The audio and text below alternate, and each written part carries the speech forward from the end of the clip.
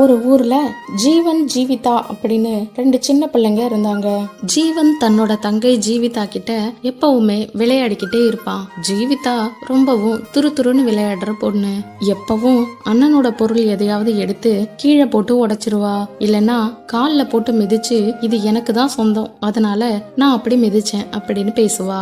இதை கவனிச்ச ஜீவன் பல நாளா இந்த ஜீவிக்கு ஏதாவது நம்ம பாடம் கற்பிக்கணும் அப்படின்னு நினைச்சுக்கிட்டே இருப்பான். அப்படி ஏதாவது செஞ்சாலும் அவங்க அம்மா அப்பா, டேய் என்னடா இது பழக்கம், நம்ம தங்கச்சி தானே, நீ அவளுக்கு பாடம் கற்பிக்கலாம்னு நினைக்கிற, அவ என்ன விவரம் தெரிஞ்சா எல்லாம் பண்றா, சின்ன குழந்தை தானடா, போக போக மாறிடுவா அப்படின்னு சொல்லி ஜீவனை திட்டுவாங்க.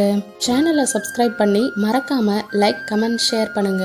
நோட்டிபிகேஷன்ல ஆல் செட் பண்ணி வச்சுக்கோங்க, அப்பதான் நாங்க போடுற வீடியோஸ் உங்களுக்கு உடனுக்குடனே அப்டேட் ஆகும்.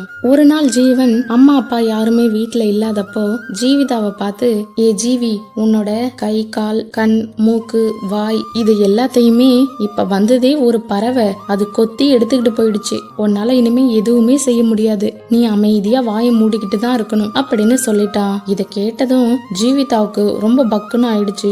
ஐயோ, எனக்கு கை கால் மூக்கு கண் வாய் காது எதுவுமே இல்லையே, நான் என்ன செய்வேன் அப்படின்னு சொல்லி அழுதுகிட்டே இருந்தா. ஜீவிதாவோட தாத்தா அந்த இடத்துக்கு வந்ததும் ஜீவிதா எல்லாத்தையும் சொல்லி தாத்தா கிட்ட அழுதா. அதுக்கு தாத்தா, அழாதடா ஜீவி, ஒன்னும் இல்ல, உனக்கு ஒரு விஷயம் தெரியுமா, உன் கை கால் மூக்கு வாய் கண்ணு எல்லாமே என்கிட்டதான் இருக்கு அப்படின்னு சொன்னாரு. ஜீவிதா உடனே, எப்படி தாத்தா அப்படின்னு ஜீவிதா கேட்டா. தாத்தா குழந்தைய சமாளிக்க ஒரு பொய் சொன்னாரு. ஜீவிமா, நான் ரோட்ல வந்துகிட்டு இருந்தேன்னா ஒரு பறவை உன்னோட கை கால் கண் மூக்கு வாய் எல்லாத்தையும் எடுத்துக்கிட்டு பறந்து போய்கிட்டு இருந்துச்சு. நான் பார்த்துட்டு அந்த பறவைய நிக்க வச்சு இது யாரோடது அப்படின்னு கேட்டேன். அதுக்கு அந்த பறவை, ஒரு அழகான பொண்ணு கிட்ட இருந்து இதையெல்லாம் நான் வாங்கிட்டு வந்தேன் அப்படின்னு சொல்லுச்சு.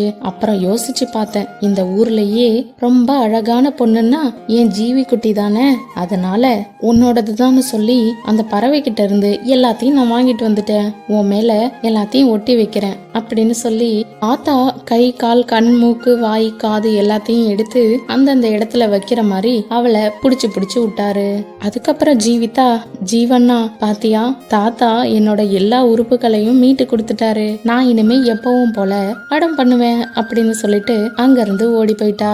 இந்த கதையில இருந்து நாம என்ன தெரிஞ்சுக்கிறோம்னா, பெரியவங்களா இருந்தாலும் சரி சின்னவங்களா இருந்தாலும் சரி, நம்ம கிட்ட சண்டை போட்டாலும் இல்ல மனசுக்குள்ள ஏதாவது ஒரு வருத்தத்தை வச்சுக்கிட்டு இருந்தாலும் அவங்களோட பிரச்சனை என்ன அப்படின்னு கேட்டு அவங்க வழியிலேயே போய் தான் நாம அதை சரி பண்ணணும்.